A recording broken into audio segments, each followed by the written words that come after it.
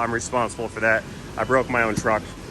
Stuff happens, whatever. I'll fix it later. Hi there, everybody. Good day to you. Welcome back. Glad you guys are here. I know I'm super glad to be here because it's Friday, and Friday is the end of the work week, and I'm super excited. So there's a long-standing tradition around here on Friday where I try to take a little bit of me time to do some self-improvement project, and that's what we're doing today here on the 2007 Chevrolet Silverado 3500 dually with a 6.6 Duramax and 229,488 miles on the odometer. All right. So what we're gonna do here, don't worry about that ABS light. I know what that is, we'll fix that later. What we're gonna do here is I'm gonna nose this thing into the shop because I need to get back to my hurricane season preparations for this year. If you guys were around last year and you recall, I had a power outage for I think about a week. And I gotta go through the dock door. Whoa! Oh, holy smokes! Never mind, I'm gonna stay right here for a minute. Oh, I'm getting trashed, you guys. Woo! Take cover. Cover and concealment. They're firing on us. I haven't even been drinking. All right. Go, go, go. Generator's still going. Let me in.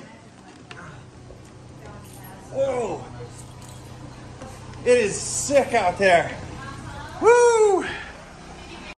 Last time we had a hurricane come through South/Central Florida, and because of that I had to run a series of power inverters.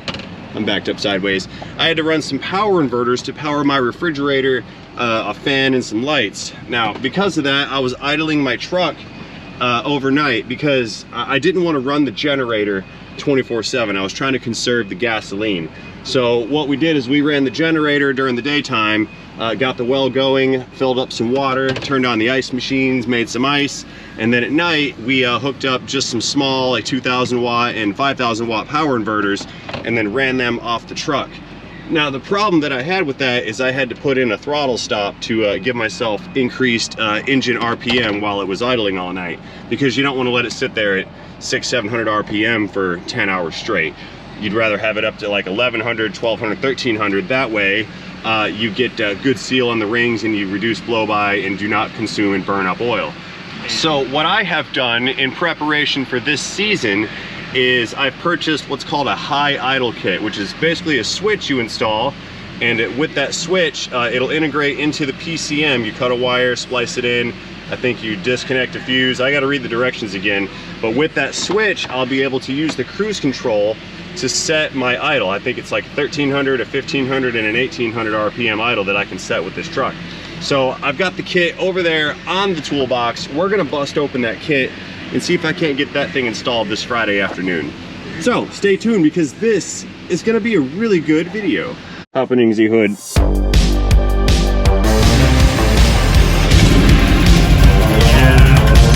Here's our brake rotor. There was our brake rotor. All right, Silverado, powering down. Pop the hood, take a look around real quick. Make sure we don't need to do any repairs or maintenance work, and then we'll go ahead and bust open that kit.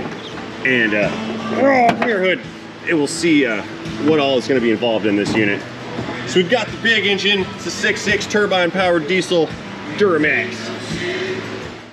So additionally, while we're on hurricane prep, what I'm going to do back here is, and I'm not doing that today, but eventually I'm going to install a couple of deep cycle like marine batteries back here to carry extra power. We're going to tie those in with a solenoid up front, so I'll be able to hit a switch and it'll turn these batteries on. Well, not turn them on, but it'll connect these batteries with the vehicle's existing electrical system. So while I'm running inverters and while I have the engine on, I flip the switch on the solenoid. It ties them all together, so the nadir will then charge these batteries as well as the vehicle batteries up front. So eventually what I need to do is run some heavy gauge wire back here to this toolbox, probably drill into it somewhere, run the wires inside, and then I can connect the inverter system and I can connect the batteries in here.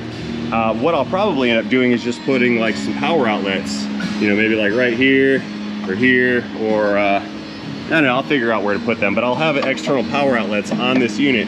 So all I'd really have to do is hit the switch, it'll power on the inverters, and then the inverters will supply 100% 110, 120 volts output. Probably, I think I can get 20 amps out of it. So I'll get a decent amount of power on the output side. But step one is going to be achieving high idle. And we have to have high idle because at idle speed, these alternators only put out like, I think 20-30% of their rated capacity. So let's say that's a 100 amp alternator. Well, at idle speed, we're only making, you know, 15, 20, maybe 30 amps DC, and that's just not enough to run a 110, 120 volt power inverter. So we're gonna need to be able to step this thing up on its idle. If this was a brand new truck, like a new F350 or something like that, it would be no problem. But since this is an old dinosaur 2007, we've got to do things a little bit differently. So during this operation, I do believe we're gonna be inside of this PCM wiring harness down here, and we're gonna have to run some wires into the cabin and of course connect the switch somewhere to the dash. I'm thinking I'll use this port right here for the switch. Like, I do have a switch in there. That switch used to run some lights. It no longer does anything, so I think I'll take this switch out and then we can put in the high idle switch. Okay, so here's our kit. Like I mentioned earlier, I bought it from a company called B&D Diesel, or BD Diesel. I've never really bought stuff from them before, but they seem to be the only company that offers such a kit to achieve the high idle in the Duramaxes. It definitely says read the instructions. It's for the GMC/Chevrolet Duramax. That's the LBZ RPO code. High idle kit, only for automatic transmissions with cruise control. So if you got a manual, which I don't think they made those in a manual. Did they? Did they make those in a manual? Let me know in the comment section. I've never seen one out in the wild, so I don't know. So we were on the right track earlier. As we can see from this pictograph, it tells us to remove the dash bezel, because that's probably going to be the spot where we have to pull to install the switch. So I've already got the hole for the switch. The bezel is going to come off fairly easily, and we just need to figure out where to pin and connect these wires. I'll go through these in a minute and read the instructions, and then we will go ahead and proceed. So for the time being, let's open up this high idle kit here. Let's see. Don't need that. Let's see what we've got here in the box. They gave us some zip ties. We've got a high idle label. Looks like we've got a 4-prong switch. It's got a light inside to let us know we're in high idle mode, and we've got 2 wires that are already pinned out. I'm assuming that's going to be run to the ECM. Then we've got another one. That one I think goes to the fuse block for power, and then of course we've got our eyelet right here for a ground cable. So let's get this disconnected. Come here. Come here. Man, what have I done? I get it. There we go. Got it. Since we are doing electrical work, there's only one thing that's actually required, and that's to throw all of our waste on the floor. It's an electrician thing. I didn't make up the rules. That's just how it is. Okay, so let's get this this unit / switch installed and pinned up into the ECM. Now we can see, and from the diagram, we've got our switch, got our ground, we've got our hot, and then we've got our yellow, which splices off, and that's the one that connects to the 2 pins that go to the ECM. So it's a fairly simple installation, and I believe the truck already supports the feature, it just doesn't have the hardware. So we're gonna go ahead and install the hardware. So let's get back into the cabin, let's get some lights in here, and we can pop off this dash bezel, get to work. So let's see, let's fire up some lumens. Surface of the sun mode engaged. We're going to engage the parking brake so the thing doesn't roll away. Key back in. There we go. I guess I'll just click that on, leave it there for a little while. That's fine. And all we've got to do is just kind of get a hold of this thing and pull. A little bit of pressure, a little bit of pressure, a little bit of backing up pressure. There we go. Steering column in the fold down position. We just sneak this unit right on out. There we go, nice and easy, unless you break it. So now, put her back in park, key off. So we can see right here, I've already got a switch installed, but I don't want to use this switch. So let's go ahead and unscrew this guy. Oh no, this switch is too large. Look, the bore on this one, or the diameter on this one, is a lot larger than new switch. That's not what I counted on. Yeah, look at that. That's really small. It's not gonna work. I need to drill a new switch. So I'm gonna put this one back because it fills up that big old nasty hole. There we go. Tighten that back, right back down. Love my job, I'll just keep doing things. There we are. All right, so I'm looking around and I'm trying to figure out where to mount this switch and how to drill another hole. And I figured putting it like right here would be very nice and convenient. It would make reaching this other switch somewhat harder, but I don't really use it because it's just a hole. But I don't really want to do that because if I add that switch to this position, it's going to put it at like this weird angle and it won't be square. So I'll have like a visual gap. A visual angle rather. It won't look good because of this piece has the taper.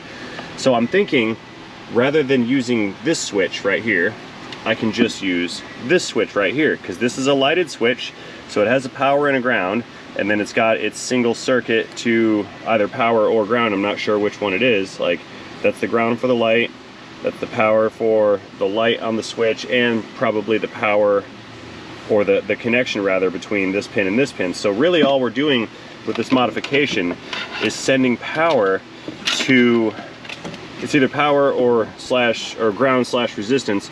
We're just sending a signal to both of those pins at the ECM using this switch, which also happens to be lighted. So then I took a look at the harness on this existing switch, and that is also a 3-wire switch. We got a black for ground, a red for power, and there's a blue in there, and that blue would equate to the load, which is our yellow wire on this switch. So what I'm going to do here is I'm just going to take this switch off and I'm going to use this switch in lieu of this switch, thus solving that entire section of the problem. Make sense? It does to me. So that's what I'm going to do. I'm just going to change it out with that one. And I like that one better anyway. This one, you could break it off, or, I mean, it feels kind of cheapo anyway. It's plastic. So I'd rather use the one I've already got. So that's what I'm going to do. We are altering the plan. But first, I need to actually make sure this is going to be a viable solution. So let's cut this insulation off of this little pigtail thing here, and we're going to see, well, we're going to test the switch first. I'd hate to do all these modifications to my modification, then find out that the switch that is right here is not any good. You never know. It's new, I've never used it, but that doesn't mean it's good. It just means I haven't used it yet. Get rid of that. It's not enough. I need to cut back more. Do it in stages. And the way I do this without cutting into the wires on the interior is to bend it. You put a little cut in it and then bend it, and it'll start to come apart. Alright, so let's just do a simple continuity check on this switch to make sure it actually does work. Meter set to resistance. I think I turned the alarm on. Nope. Beep. So continuity check, that's going to tell us if these two wires make contact when the switch is commanded, then we know that there is in fact continuity. So we're going to check, I don't think it's the ground wire. It's going to be the red, and it's going to be the blue, which is for the load, I think. Or I'm way off and the ground is the load, but that wouldn't make sense. Let's just find out. No continuity. Continuity. No continuity. Continuity. So now let's just check. Let's check both of these to ground in either switch position. I don't think there will be continuity, because I think that this ground wire is just the ground for the lighting element inside of that switch. Nada, and nada, and nada again. Okay, yep, that's just ground for the light inside of the switch.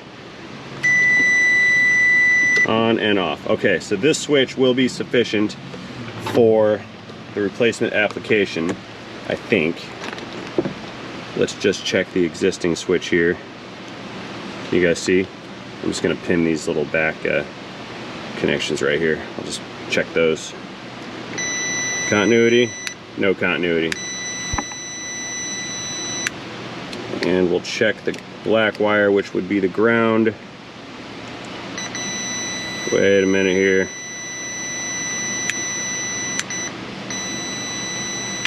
So hang on, the black and the yellow. So if I'm substituting in the black for the green, or I'm sorry, black for the blue.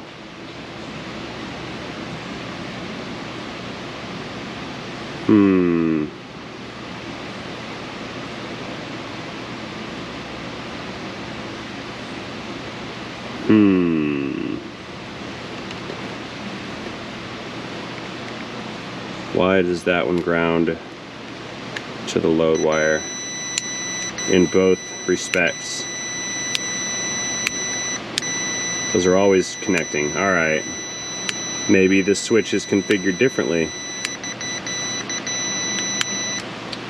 Scheisse. All right, well, I think that might have something to do with the lighting circuit. I'm gonna go ahead and proceed with my plan B anyway, and I'm still gonna try to use this switch. Worst case scenario, if it fails, I'll have to just drill a hole and put this one back in. So I'm gonna try this by substituting in my switch and not using their switch. So let's go ahead and cut these off. I'm gonna keep a little bit of these connectors on that switch in case I have to use it. I can just cut and splice. So we'll set that aside. The other reason for this is, for cutting this, is I need to get this wire through the firewall, and I already have a lot of stuff running through my firewall. So I'm gonna have to run this thing in from the outside to the inside, because the other end where it connects to the PCM, those have two very small and fragile pins, and I'm not going to be able to shove these things through a rubber grommet inside of the existing firewall. All right, so this thing here has had quite a bit of extra things installed and run to it. So I do have wires that are coming through the firewall. We can look way back in there. You see there's that blue one coming through. Get more light up in there. Come here, lumens. There we go. Yeah, we see a bunch of wires I've got coming through. There's some red ones, some black ones and whatnot. So I'm gonna try to run these wires all through the same location. But again, we're gonna do that from the firewall side. So let's grab our yellow connector here, or yellow harness, yellow wire, whatever, you know what I meant, the yellow thing. And we're gonna push this through right there. That's the spot. So with absolutely zero certainty whatsoever, I'm just gonna try to push this straight through as it is, and maybe I'll get lucky and it'll come out on the other side. Usually what I would do would be to connect like a coat hanger to it, like a wire hanger, and use the rigidity of the wire hanger to pass it through the rubber. I think I have so many wires running through that I might be able to just slip it on in between them, since that is a small gauge wire after all. So I think I got about 4, 5, 6 inches through. Let's go back down here and I'll see if it came through or not. And from what I can tell, I can't see nothing. What is this? Is there yellow or is there no yellow? Can you guys see? Yeah, oh, look at that. There it is. We can see it with the cam, but I can't see it in real lifetime here. I'll try to reach it. I know you're in there. I see you, yellow wire. Here's what we're gonna do. I'm looking, there's some of it. It's kind of, got it. I saw it through my camera. Yes, that's what we need. Okay, so this is the wire. It's gonna run up to, oh, let me get out of here, up to the switch. It's gonna end up right here. So let's get our fuse panel off of there and figure out the best way to run this and route it through. All right, so we've got it on this side of all of our dash components. So it's running from the firewall all the way through, and I'm gonna route it over here where I can reach it a little better. So let's give this kind of a more of a tug here and pull it through some more. There we go.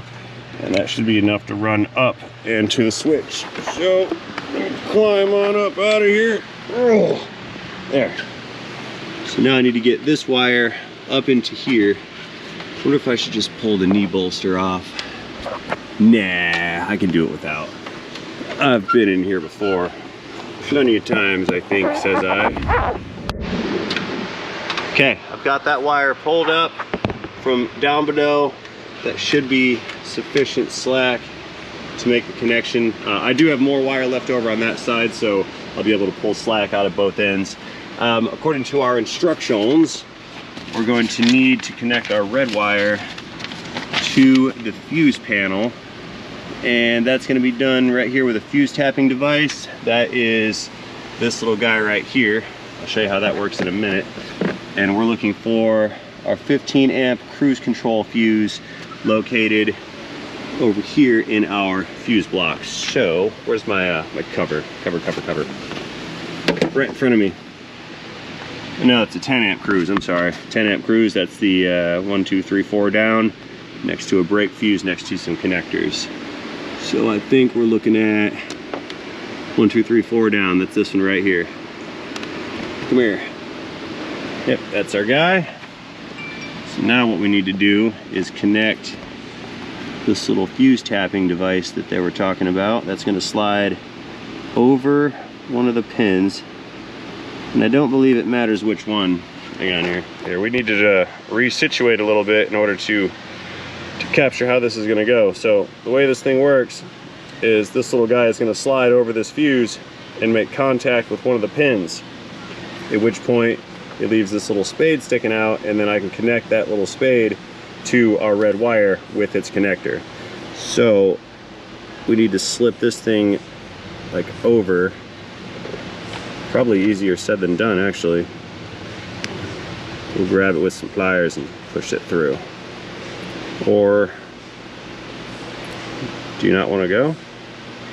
It doesn't want to go. Look. Ah, very, very, very tight squeeze. Okay. So yeah, it doesn't want to go. Tell you what, I'm gonna bend that some. We're gonna flex it, and I'll flex it back later.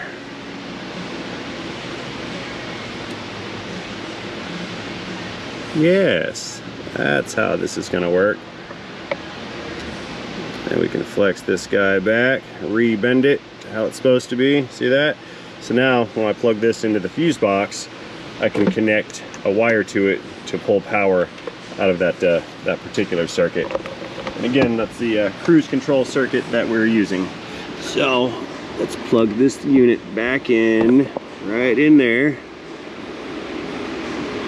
And it won't matter which side you use because the fuse is, well, it's got power on both sides. So it doesn't matter if that little pin out thing is on the left side or the right side. There we go, they're plugged in. Gravity of tools. So now we need to take, where's my red splice? There's our red wire. So we've got a red and the black. The red will be connected to our little splice device here, and then we connect black to ground. Plugged in, there we go. Good, I like it. I might use this for ground right here. That's a good spot. Sure, why not? So now I need to run this red and this black in and behind the fuse box, and then have it meet up over here and come out to meet with the yellow, and that way we can connect it to the switch.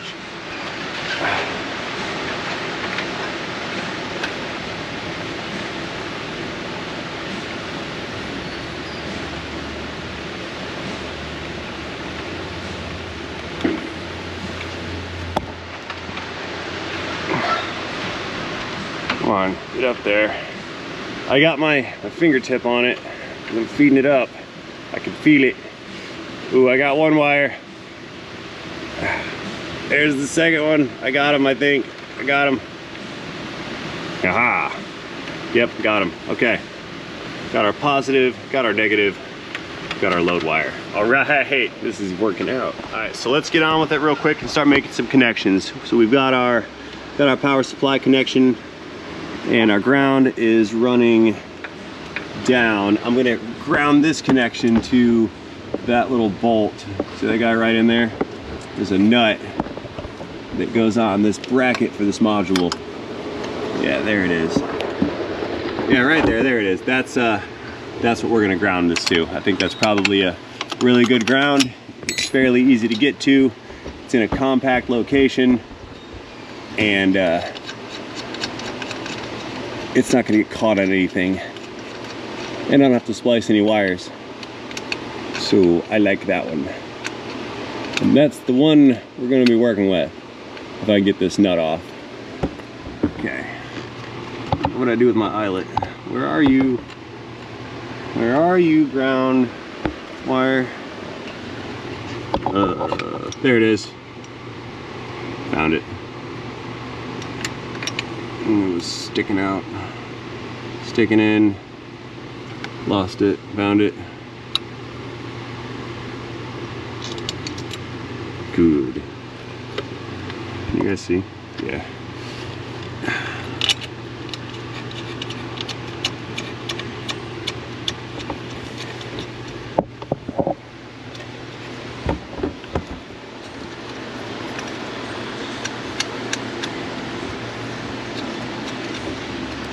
Now what's going to happen is when I tighten this, it's going to rotate that eyelet, so I'm going to point that down. That way as it tightens, it'll rotate it clockwise, and it'll be pointed in the, hopefully, most desired position.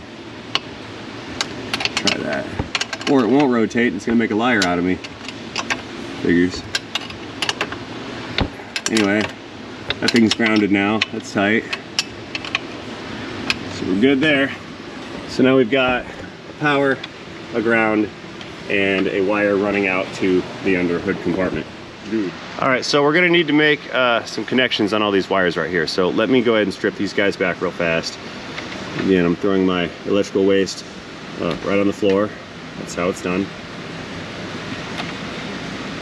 Don't fight the universe, people. Don't fight it. So there's our wires kind of dangling out. That red one is actually hot when the key is on, so I need to make sure we don't ground it out. Let's get our steering wheel tilted back. Key back on. We're going back into first because now I need to get this thing set up back in position, and we can go ahead and connect those wires. This is kind of annoying. If I need to take this back apart, I'll have to cut those off, but I don't have like a connector at this time to connect it with, so we're just going to hook them up solid wire, and that's going to be that. And not even kidding, we're just going to use some crimp connectors here. No heat shrink, no solder, none of the normal primo stuff. This is just interior wire, and it's fine without all the fancy stuff. It's fine. But I will double it over to fit the crimp connector a little bit better. See that? That's where we want it, right there. I measured with my fingernail. Okay, that one's crimped on. Repeat. Ground wire, repeat. We'll double that over, like so.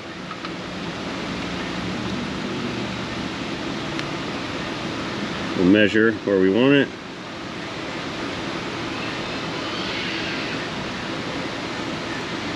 Right there. Bam. Number 2 and numero 3.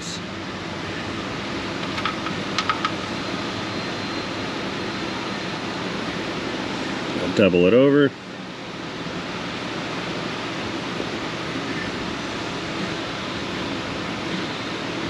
That's not gonna fit. That one's too thick. Yeah, huh?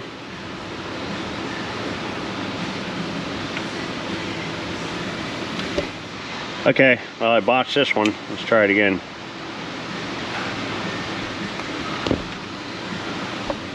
I'm not gonna double this one over. Forgive my slurred speech. I have one of these in my mouth.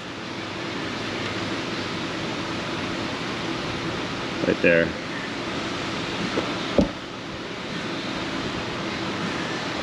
Okay. 3 crimps, crimped and installed. Let's take the 3 wires out of the bottom of our switch and get these guys crimped and installed. There's much less space here.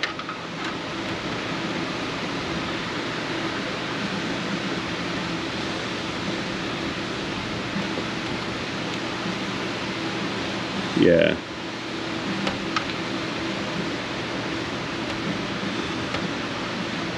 A little off center on that one. Yeah, just crimp it a bunch of times. There. That one's on. Now the red's gonna go to the red and the blue to the yellow. That's what we discussed earlier, right? Sure.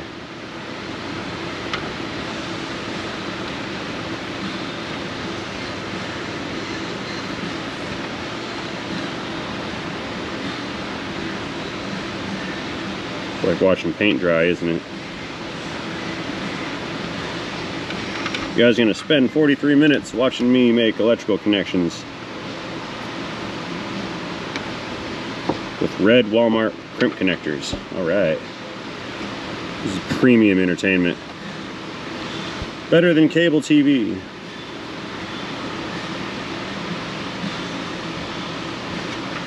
Actually, I kind of believe that. I think that this is better than watching programmed television. There's less propaganda. Whoop, canceled. I just said that. There's our crimp. Tight, tight, tight. Okay, that's good. Now we can back it up and we'll get this bezel thing clipped back into position. Someone's calling. We need to go ahead and get this thing slipped down in position now. Real easy to do. Just don't gouge up the vinyl. I'll tuck those little wires back in the hole there. There's a kind of a cavity over there that lets all that stuff kind of have a home. And we now just need to line up all of our pins and clips again and get this bezel pushed back in position here. Just give it some pushes. Back in park. Key off. Good to go. All right, so now let's go over here and check our switch. Okay, nothing happened, right? Let's key it on, hit the switch, and it illuminated. See that? So we have power and ground to our switch. Get back on. And I'll key it off real quick. And we lose power with key off.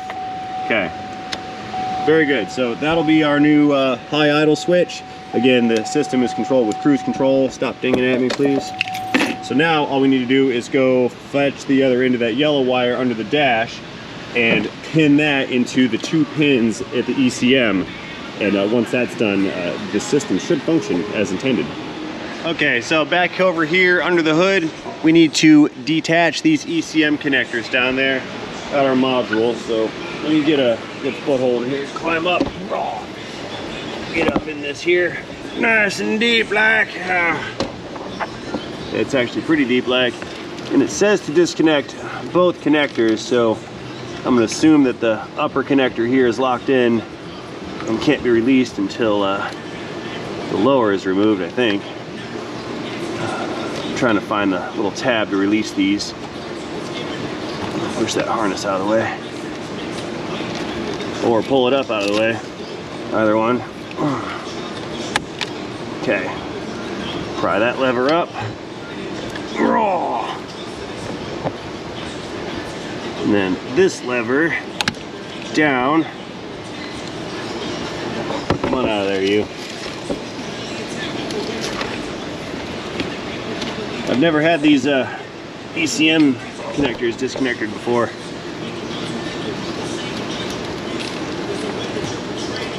Come on.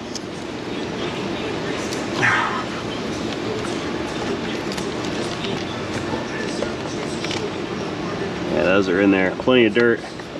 They're stuck with dirts.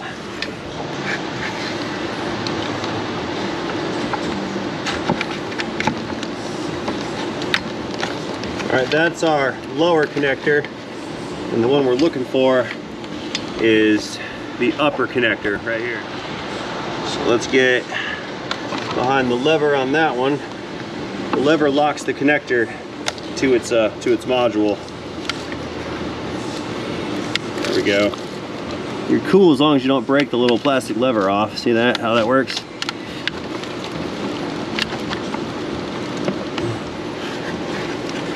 Come on, you.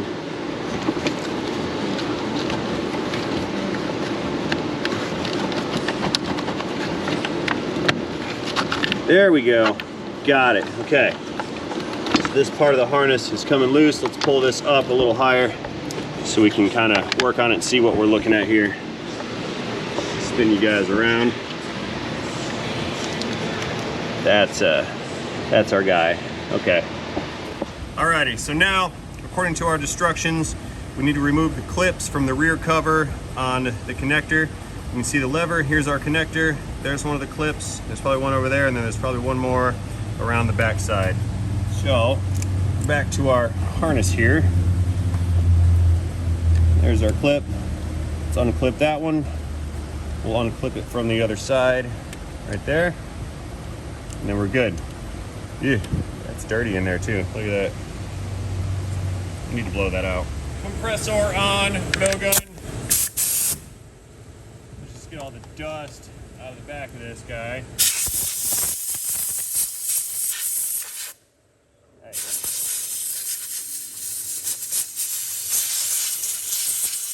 Bye, dirt. Okay, so back to our instructions in our connector. It looks like we are looking for pin 8 and pin number 60. Those are the pins that we're going to connect these two pins on our yellow wire. See those guys?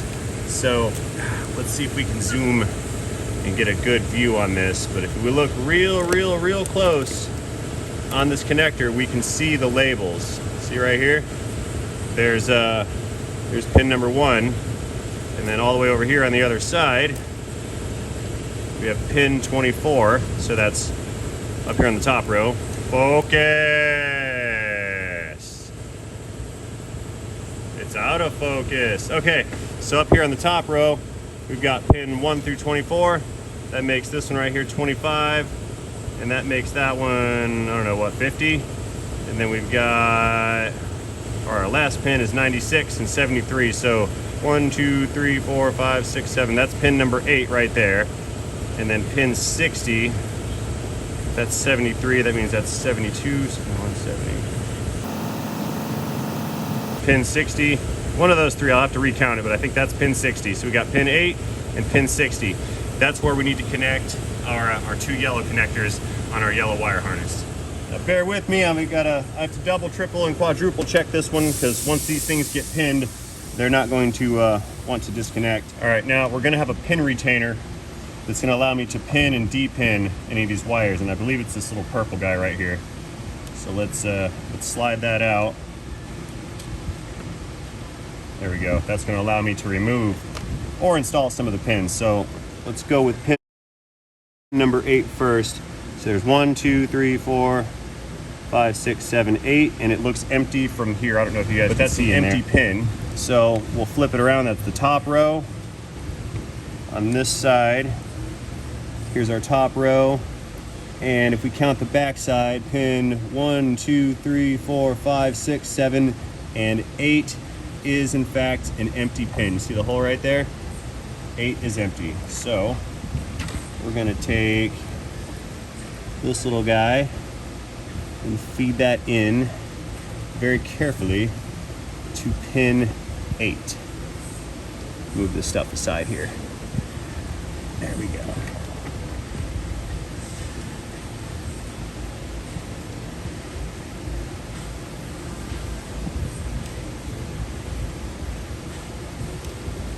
And that's in, it's clipped. So we have now one wire pinned into pin number 8 on our top side. And the other pin was number 60. So going back to our, yeah, that's 73, so that means the top of the second to last row is pin 72, and we will count backwards from 72 at that top one. This one might be a little harder to see. All right, so we have 72, 71, 70, 69, 68, 67, 66 is blank, 65 is blue, 64 is blank, 63 is orange, 62 is black, 61 is gray, and way down in there, pin number 60 is empty. So we're gonna pin you right into number 60. I heard it click. Okay, so this connector is now connected into our harness. Beautiful. Now we can take our retainer plate, slide that guy back in. We'll run these guys over, zip tie them, and then we can go ahead and put our little cover back on and get this guy reconnected. We're almost done here. In the home stretch. Zip tie coming in. Pull this guy up some. And I'm gonna zip tie it out here outside of the harness. That way, one could tell that there happens to be an additional circuit run into that connector. There. Not super tight, just enough to kind of bundle it all together. And snap that off to the floor. Now we may take our little cover here, flip that guy back on, good to go. Okay, let's tuck our wire back down, pull that tight, then we can take our harness slash connector, we'll get that back in position on the ECM. Let's get that thing on there. You guys see through that hole? I think so.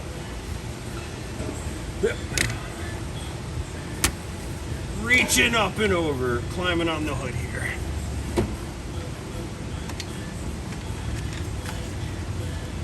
See, that's our upper connector. Move that one out of the way. Or no, the upper goes on first, doesn't it? Yeah, top one's in. Bottom one is kind of captured by this TCM harness. Let me pull this up and out of the way some.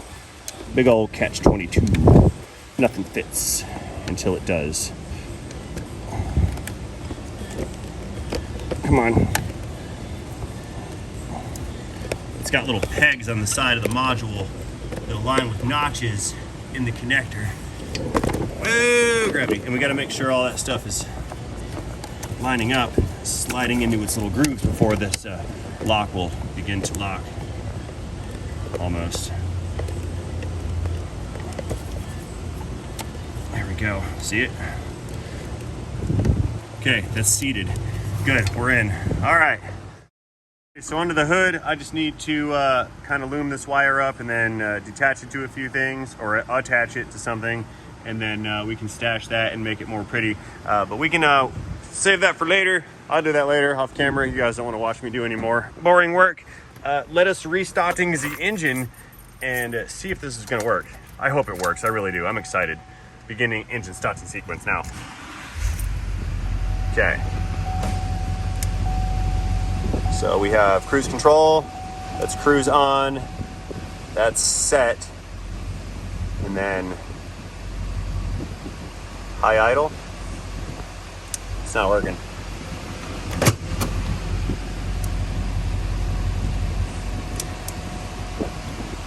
Oh, I didn't push the button there.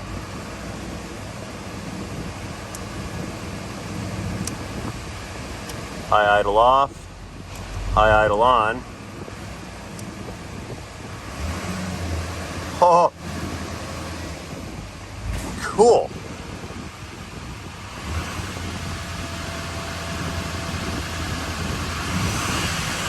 Oh, no way, look at that.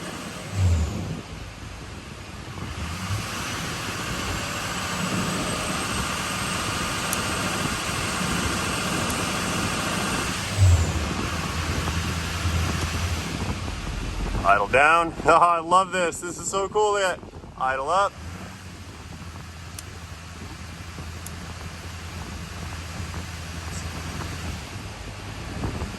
That's off. That's regular idle. Mode 1, mode 2, and mode 3. How cool is that? Let's see what happens if I hit the brakes. And the brake shuts it down.